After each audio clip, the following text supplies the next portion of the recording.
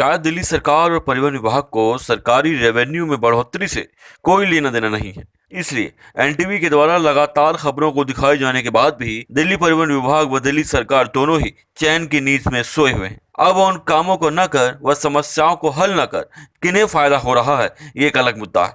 लेकिन मामले को ठंडे बस्ते में डाले रखना परिवहन विभाग और दिल्ली सरकार दोनों को ही कटघरे में लाकर खड़ा कर रहा है।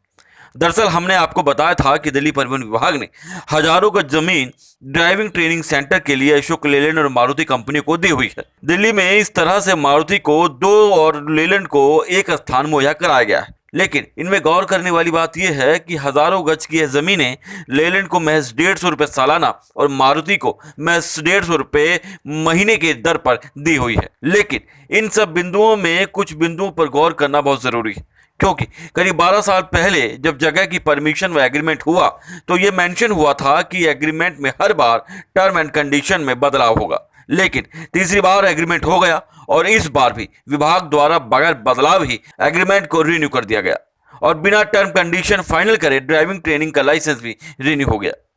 विडंबना यह है कि इसकी जानकारी टोलवा के द्वारा दिए जाने व एनटीवी के न्यूज के बाद भी कोई संज्ञान विभाग या सरकार द्वारा नहीं लिया गया, जो सरकार और विभाग दोनों पर सवाल खड़े करता है। आपको बता दें कि जब 2 बार एग्रीमेंट व लाइसेंस रिन्यू हुआ तो उस वक्त भी वर्तमान स्पेशल ट्रांसपोर्ट कमिश्नर ही पद पर तैनात। सवाल यह भी उठता है कि दोनों कंपनियों को हजारों गज जमीन वह भी आज की तारीख में दिल्ली जैसे शहर में कौड़ियों के भाव में क्यों दी हुई है, वह भी तब जब परिवहन विभाग खुद अपने ऑफिस खोलने के लिए डीटीसी से किराए पर जगह ले रहा है, वो भी कई गुना महंगे दामों पर।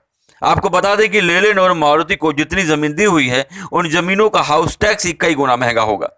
ऐसे में सवाल यह है कि क्या परिवहन विभाग को हाउस टैक्स माफ है या विभाग इन कंपनियों को दी गई जमीनों का हाउस टैक्स जनता के पैसों से भर रहा है।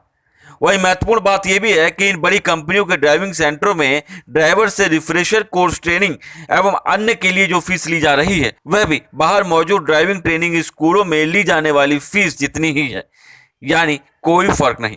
जिन्हें पंजीकृत किया गया है, यानी कौड़ियों के भाव में जमीन देने के बाद भी फीस के नाम पर जनता के हाथ सिर्फ झुंझुना ही है।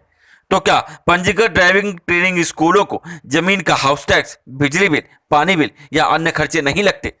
यदि वह भी उसी रेट पर काम कर रहे हैं तो इन बड़ी कंपनियों को इतने सस्ते दाम में जगह देने के पीछे क्या मजबूरी है, ये एक बड़ा सवाल है।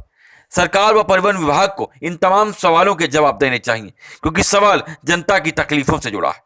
न्यूज ट्रांसफर विशेष ब्यूरो रिपोर्ट, दिल्ली।